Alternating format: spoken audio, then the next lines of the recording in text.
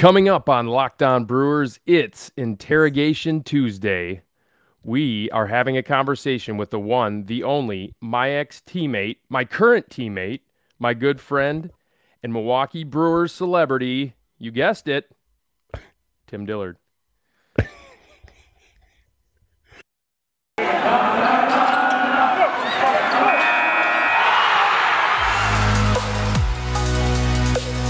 You are Locked On Brewers, your daily Milwaukee Brewers podcast, part of the Locked On Podcast Network, your team every day.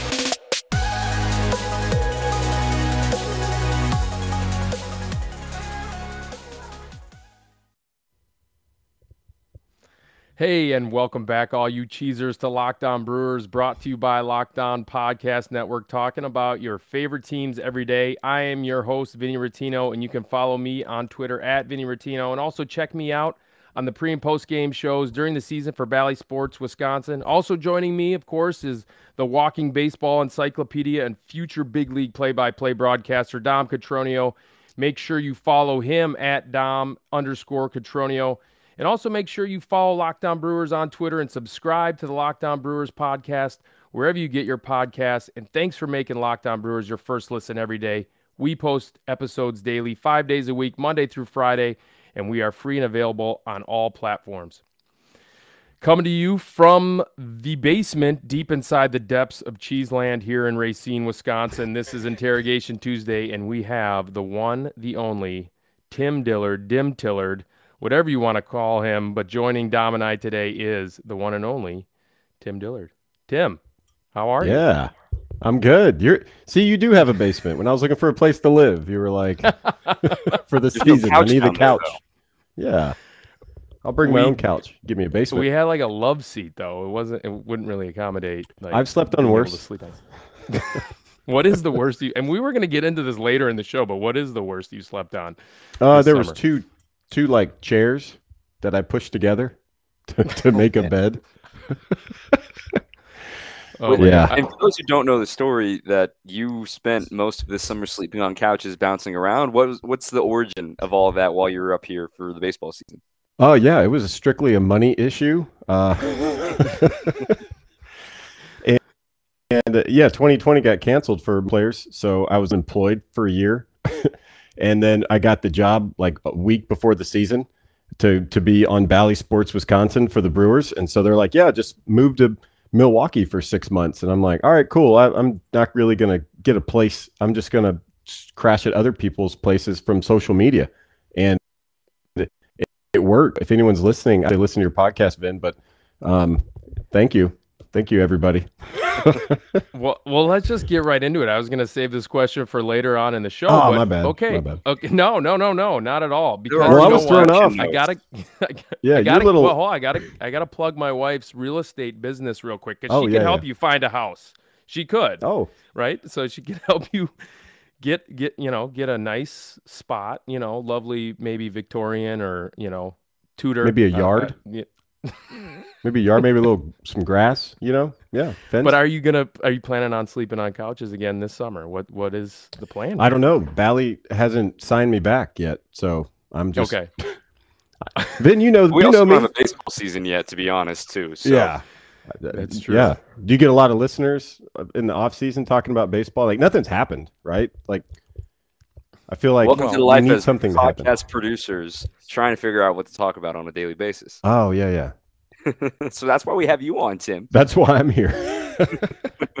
That's why you're here. We're going to talk. We're going to dive deep into the mind of the inner monologue of Dim Tillard here, real quick. Right? That's Good luck. The name of your podcast. But yeah, no, that's kind of what we were going to talk about. We're going to talk about Taco Bell and Star Wars with you, because obviously it's we're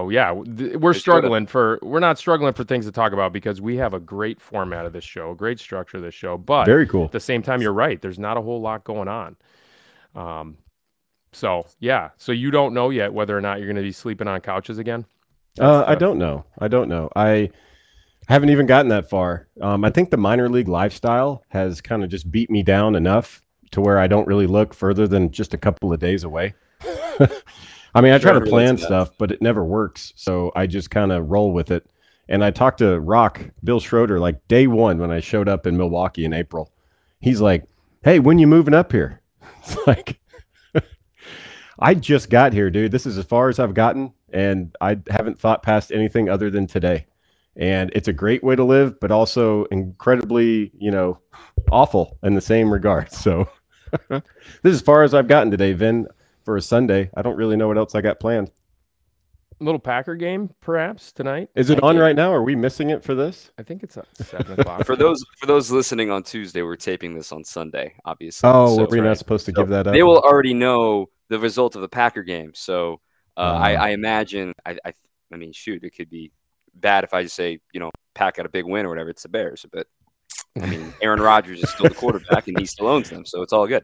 You can go back and edit it. It was a great win by the Green Bay Packers in your mouth. Exactly. But I wanted to go back, Tim. I mean, I remember I first started following you in the minor leagues, as my background is minor leagues too.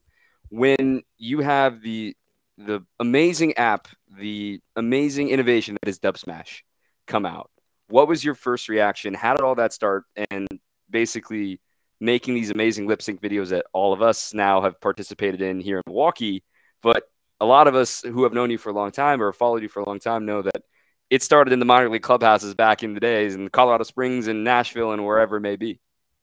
Yeah, well, for me personally, it started even further back than that. When I was a kid, me and my brothers, we would make videos for our grandparents for Christmas. And that's back when you had like the big giant, camcorder that was tethered to the VCR and the giant TV thing. And you're like, I can see myself, let's mess with the tracking. So yeah, it's come a long way where you can just do this stuff on your phone. But my teammate, Brent Leach, left-handed pitcher, we were in the clubhouse in AAA in Colorado Springs, and he goes, man, I'm surprised you've never gotten on the Dubsmash app. And I'm like, what is that? And so basically it gives you a 10-second like audio clip, or you can make your own and you just fill in the video. And so that's what I did. I probably pumped out 50 in like 2 days.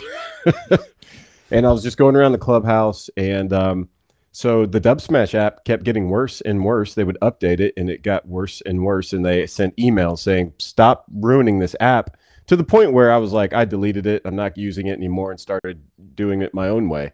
But the idea did come from Dubsmash of like, hey, guess what? You can joke around and you can make these fun videos and post them online. So yeah, that's what I did. That's probably why I'm here. Not for my baseball career.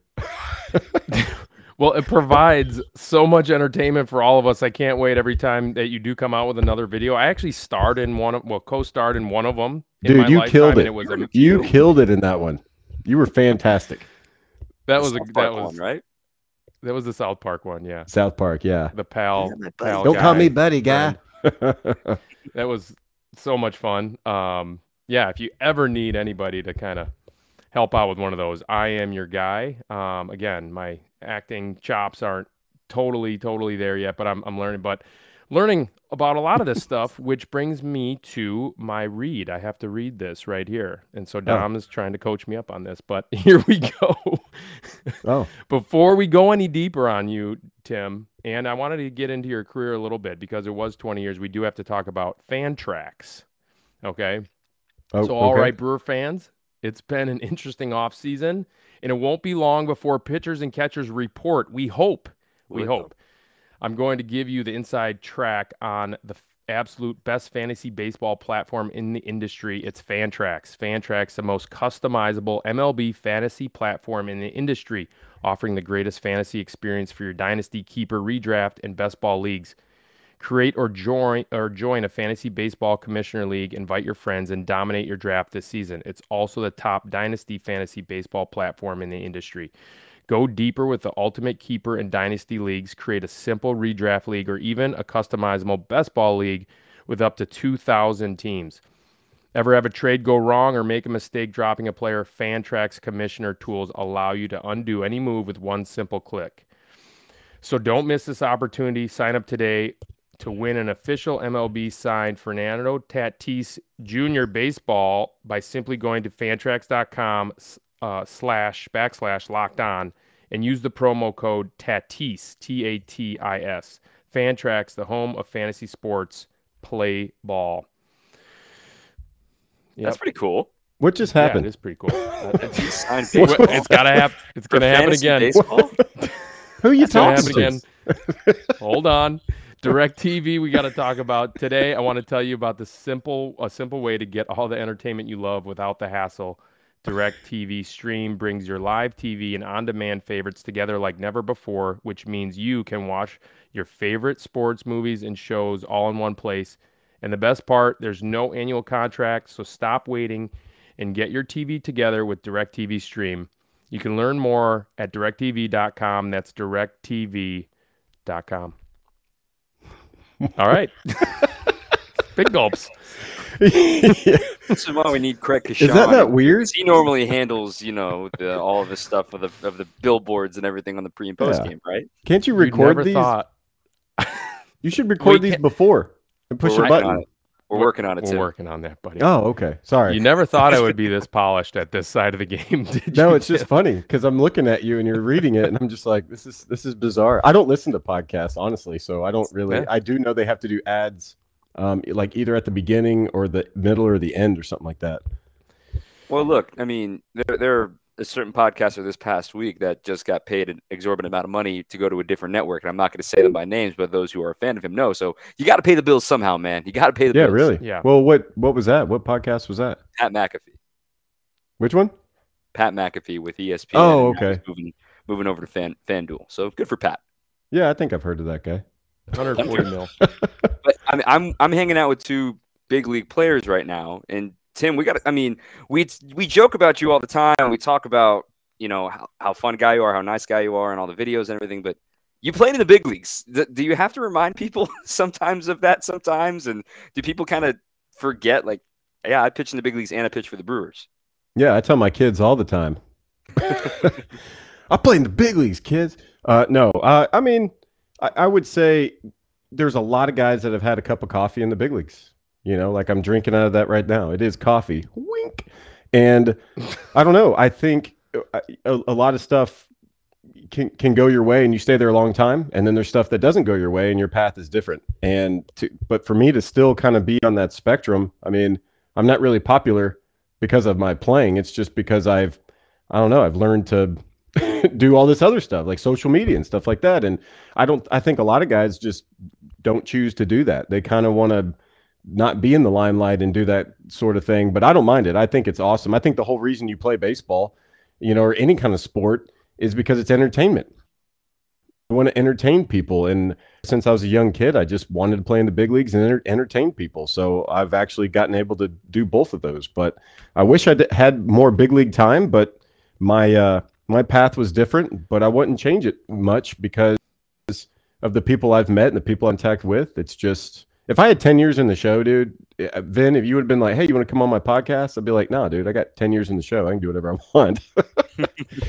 Yeah. You know what I'm going to be doing? Not this, because I'm probably going to be on my yacht or whatever. You know what I'm saying? Like there's just, and I think a lot of times what I have to remind people is like baseball is hard. Like even at the big league level, it's super hard. And to get there is hard and there is extremely difficult. So the people that are doing it, not only it's a complete lifestyle. It's not like a hobby. Like it is totally, you're immersed in it. The guys that we're talking about right now, when it comes to baseball, right now we're training for something that's not going to be around for, several months. So I'm proud of that. But yes, I do remind people all the time. I wear a shirt that says I played in the pro. I didn't wear it today. Sorry.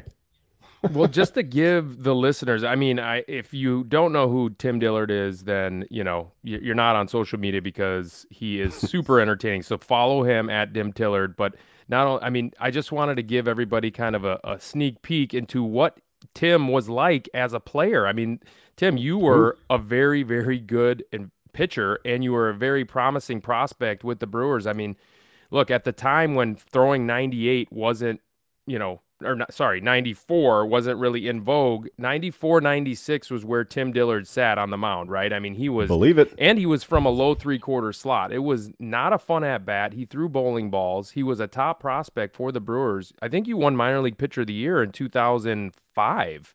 I want to say, is that correct? Yeah, that's correct. Are you reading that? Or are you pretending you didn't know that? Shooting off the hip. Yeah. I started another conversation with 2005, Rob, right here. I got the plaque too. And I'm telling you, you were nasty. You were a top prospect in the game, not only for the Brewers in the game. I mean, you were probably very sought after in trade talks. I mean, you had a very promising career. Then what the hell happened? No, I'm kidding. I'm kidding. No, now you sound like my wife.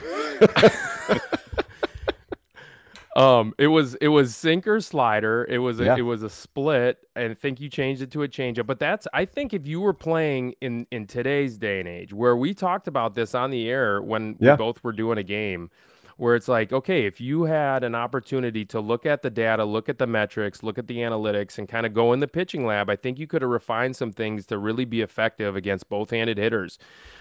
You were a lot.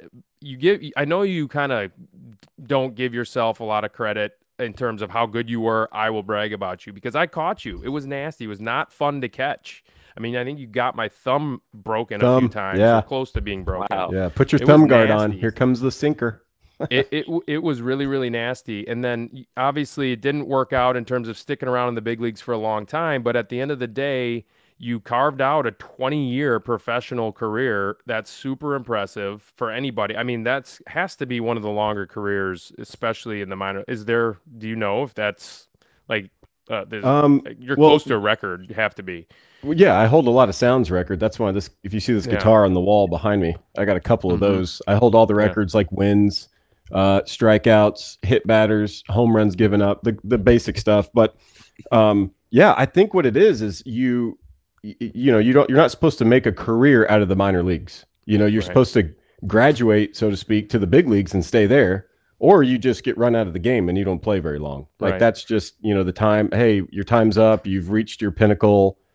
The game's over for you. No one hires you anymore. So I think what makes me a unicorn or a Sasquatch is just because I did play roughly, 16 or 17 full seasons of minor league baseball, which is, it's unheard of because it's the structure of the game is not conducive to that. Right. But there was a lot of begging. I went to the winter meetings in 2015 and begged for a job. Got one. That's so fantastic. I showed up every day and handed out business cards that said Tim Dillard, RHP, right-handed pitcher. And it had my phone number on it, and I gave one to everyone. I saw Gabe Kapler there, the Dodgers at the time. Saw Luis Gonzalez. He was like a special assistant to like the Diamondbacks. Saw all these managers and scouts, and I gave a business card to like the guy that does the PA announcement for the Reds. He was wearing a red shirt, so I was like, here, you look important. And anyway, like sometimes I think sometimes guys are unwilling to go that extra mile, and they're, like, hey, somebody should come and sign me, but I never looked at it that way. I was like, I'm not waiting around for somebody else. I'm going to do whatever I can to get a jersey. Like all those jerseys behind you, Vin. Well, I don't have that many. That's a lot of jerseys. Good for you. I didn't get to keep them in the minor leagues. I don't know how you got all yours, but those are big league jerseys, buddy. Okay. Oh boy, here we go. Yeah, I also had I had more of a splash of a cup of coffee, but yeah, a pinch. Super impressive career, Tim. Super impressive career. Even though, again, you probably would have liked to, and you mentioned your wife would have liked to have you play in the big leagues a little bit longer. But it's super impressive because it shows, and it goes to show that, like what you just said, I mean, this was your dream. You got to live out your dream for a couple of decades, and now you continue to do so in the broadcasting side of things.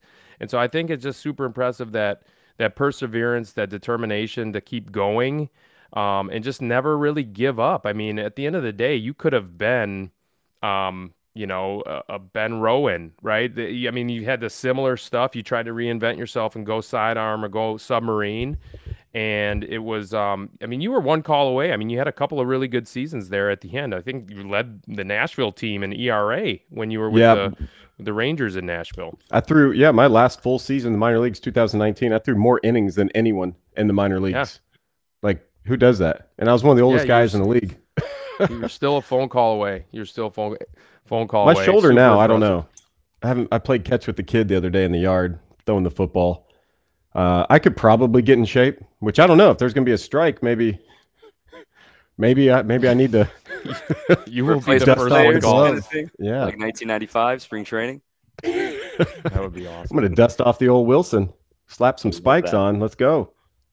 Hey guys, I gotta take one more pause real quick. You ready for this? Where are you going? I gotta talk about Stance. I recently received some Stance items, and I can't believe how colorful and comfortable everything is. The apparel is made very well. It's super soft and entirely unique. It's a lot of fun to wear, and I'm looking forward to purchasing more for myself and others. Stance gives me a sense of confidence simply by feeling good. It was founded in 2009. Stance Apparel represents a radical reinvention of socks, underwear, and active apparel. With a sharp focus on comfort, quality, and creativity, Stance brings an atypical aesthetic alongside some of pop culture's hottest collaborators for the ultimate in style and self-expression, because everything you wear should be a direct extension of who you are and how you feel. My personal favorite are the Star Wars socks, Tim, because they're so comfortable and they do satisfy my mild Star Wars fandom, which is, just by Did you wearing. say mild? Yeah, it's my mild. It's not like yours. But Stance believes that the perfect fit matters more than fitting in. Those who feel good do good. Go see yourself and register for an account at stance.com and get 15% off your first purchase. Use promo code LOCKEDON at checkout to apply. Enjoy the color and comfort of a life less ordinary with Stance. To follow up on that, for those who are just listening, obviously, and on the video side of things, Tim's showing his Stance Star Wars socks. That was not a planned bit. Like he's. I know. Oh, wow. And I thought you were saying stamps. You kept saying stamps, and then finally you were like, "It's socks." And I'm like, "Oh yeah, Stance. I got some of those." Yeah. As a further endorsement for me, my day job is I'm a caddy during the summer at Erin Hills, and I wear Stance socks, and they're the best socks caddying, carrying 2 bags on my shoulders. So. That's two ringing endorsements from us here as well. So go get your Stance socks, Locked On promo code. So pretty sweet. That's awesome. That promo code. Promo code. Does that lead us into Star Wars though? I think it's time to talk a little Star Wars with Tim. Ooh, about time. So I mean, with we've got 9 feature films that follow the story. You get Solo, you get Rogue One. Now we got The Mandalorian. Now you got Boba Fett. Like, where does your fandom go from here? Like, how do you keep locking on Disney Plus? What do Star Wars fans need for the franchise to keep going? I mean, I can't speak for the fan base. I can speak for myself. Make as much as you can. They're coming out with like Obi-Wan spinoff series. Yeah. Like, just keep doing that. And the technology they have is pretty amazing. I don't know if you've seen some of the stuff that they're doing, but they're able to make movie quality shows because of the equipment that they have. So that's why they're able to pump out all these TV shows. But I love it, man. Because to me, it's almost it mirrors baseball a little bit. And stick with me on this. Okay. Baseball, you can be a fan by just liking the uniforms, right? Like there's people that are like, oh yeah, Brewers got cool uniforms, Padres have cool uniforms, that kind of fandom. And then you can go into super analytics and find out what a guy bats from the left side against right-handed pitchers on a Tuesday at, in day games at home, right? You can pull that off. Dom, you probably already have a stat in your head from that. I know how good you are. But like, that's the same with Star Wars. You can just kind of like the artwork, or maybe a character and be like, oh, that's kind of cool, and you can see the decorations of Christmas stuff out in my yard of Star Wars stuff. Or you can dig really deep into it and know the stories, and there's books and all that garbage. I love the movies and the TV shows because it just keeps going. As long as it's a good story, you can just follow it as long as you want. So I enjoy it very much. I find that the characters are well thought out, and to me, it's getting better and better writing. And now they have, with the technology, it's keeping up with the writing. I mean, let's be honest. Some of those movies, the Star Wars movies, were garbage writing, but the technology was really good. So now you're getting the best of both worlds. So I don't know if you're being serious. You want me to keep going on Star Wars? Because I got all day, brother. Well, we do have a 20 to 30-minute show. Sorry. But no. Who's your favorite character? Chewbacca. No one's ever asked you that. No, everyone's asked me that. It changes sometimes, but it's definitely going to be Chewbacca. I actually am drinking out of his this aid. See, it's got his mouth on the bottom, so when I drink it, you can see his mouth. And I got a cube. Check out this cube. This was a toy from Taco Bell. It was a giveaway, and see. Describe it for our podcast audience. Yeah. Okay. Well, it's a cube that has different pictures on it. So one way it has the snow monster from or Empire Strikes Back. And then right there you got some Jabba the Hutt singing girls, and then Darth Vader, Obi-Wan Kenobi. But like it's from Taco Bell, like 1999, right? And totally a toy, but I won't let my kids play with it. There's Skywalker right there. Boom. I like the stuff. It's cool. It reminds me. I watched Rogue One the other day. I think it's one of the best movies that's Star Wars has ever made. It's just, and it wouldn't have been as good if it was like the first movie they made. It would have been, but the way it sits in front of the first one that George Lucas did, it's perfect. It's amazing. What color would your lightsaber be, by the way? Oh, that's a great question. Maybe neon yellow, orange. What am I talking about? It would be neon orange. The sunglasses, yeah. That's a great question. No one's ever asked me that. All right. I'm gonna steal that. Before we end the show. I gotta ask you. Oh, we're done already. Let's talk. Let's talk about. Yeah, it's a 20 to 30 minute show. So, what is your take on the Crew this year, 2022? If they play, of course, we're all hoping this lockout ends soon. But what's your take?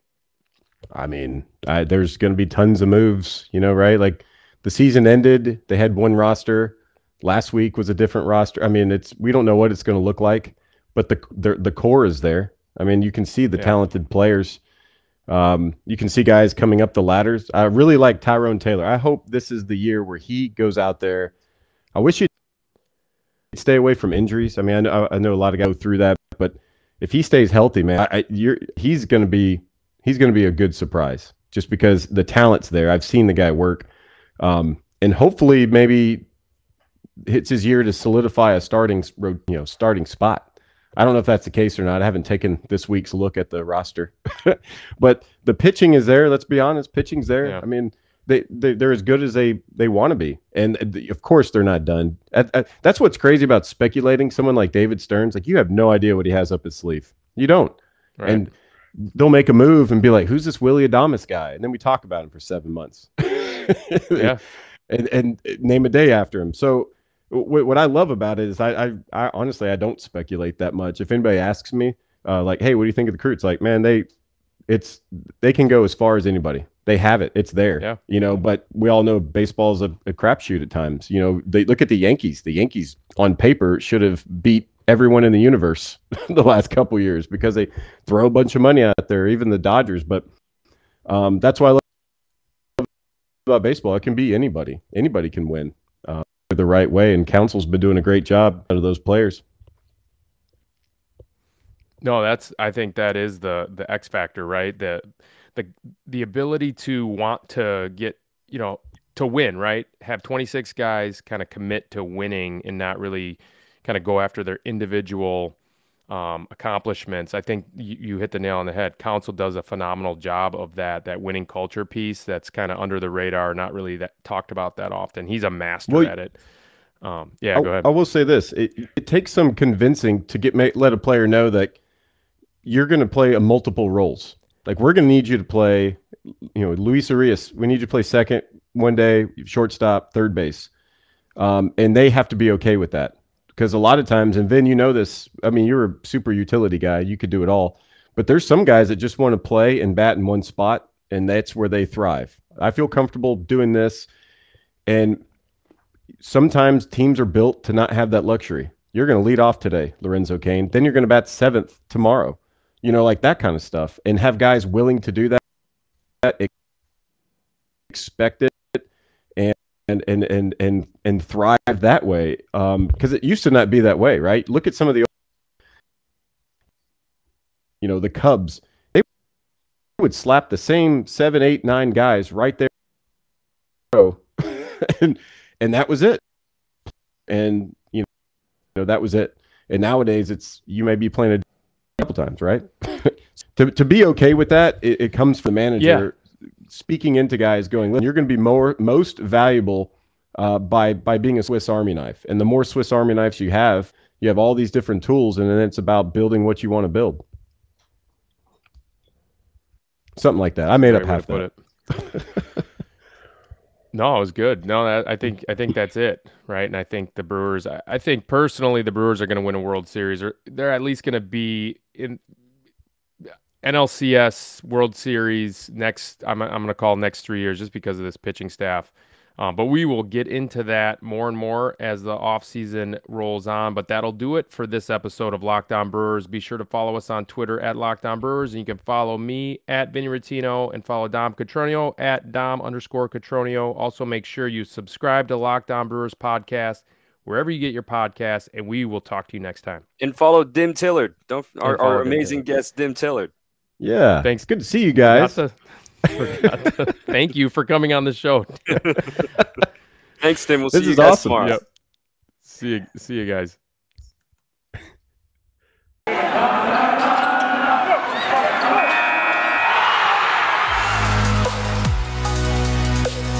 You are Locked On Brewers, your daily Milwaukee Brewers podcast, part of the Locked On Podcast Network, your team every day.